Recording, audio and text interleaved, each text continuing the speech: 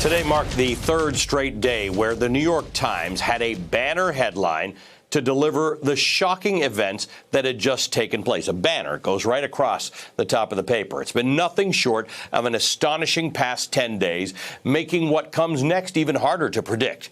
Here with us tonight to help make sense of it all is Jon Meacham, Pulitzer Prize-winning author and presidential historian. Among his books, Impeachment and American History. Jon, I want to ask you about this Washington Post reporting tonight about the conversation that the president had in May of 2017 with two senior Russian officials, the foreign minister of Russia and the Russian ambassador to the United States. Now, in it, he said, I'm not that worried about Russian interference, allegedly, according to the reporting, in the election, because America does it too. That's an interesting thing to explore. There is truth in the fact that America has done things to influence others' elections.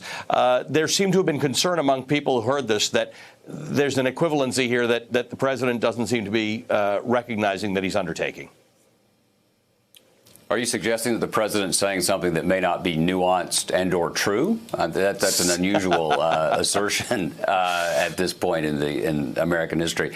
Unquestionably, he was suggesting an equivalence, and I think that I think there are two significant things out of this Washington Post reporting. One is, I think this is the first of many. If I were betting, I would say that the events of the last 10 days, if anything, we will be seeing more and more examples of conversations, of attempts to enlist agents of agency, foreign governments, into the political process here. I think that the initial whistleblower arguably has made it easier for other people to come forward. And if past is prologue, I suspect this is part of a pattern for the president. And this is the first example of another instance of the president trying to basically trade our sovereign elections for influence that would help him.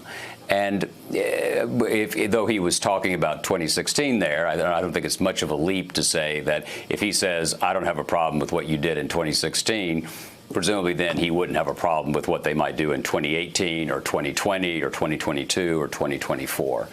And I think that's part of the larger narrative here and I think what Republicans have to decide is, are they comfortable with a president who is trading American sovereignty, or do they believe that someone else should be president who would do that? It's a pretty straightforward question. Let's talk about this computer system, the revelations that this conversation, the transcripts of the conversation with the Ukrainian president, as well as now, according to the New York Times, transcripts of conversation with Vladimir Putin, with the Saudis, were moved to this yet more selective system.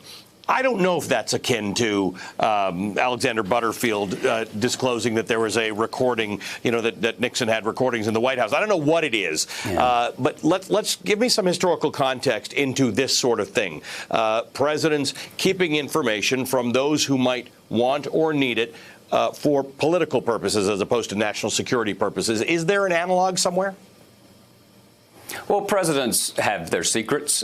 We all do. Right. And so I think that I wouldn't overreact to the fact that they were trying to keep certain things out of the broader flow. But what we've learned with the whistleblower and arguably with what the Post is reporting is that if one or two folks know about it, there's enough perhaps for people to stand up within the system somehow and say, this is not right, this needs to stop. And if it's troubling enough for the White House to take extraordinary steps to conceal it, as you say, then it raises an enormous number of questions about what the content of those calls would be. Is it Alexander Butterfield in 1973 who revealed in a meeting with Fred Thompson in a Watergate staff meeting that there was a White House taping system? I don't think it's quite that scale, because we had no sense at that point that there was a taping system for Nixon. We did know in this case. Right. And what it does say in this case is that the President of the United States has had a lot of freewheeling and arguably inappropriate conversations, and that people around him recognized that it was inappropriate, so much so that they wanted to move it to a special place.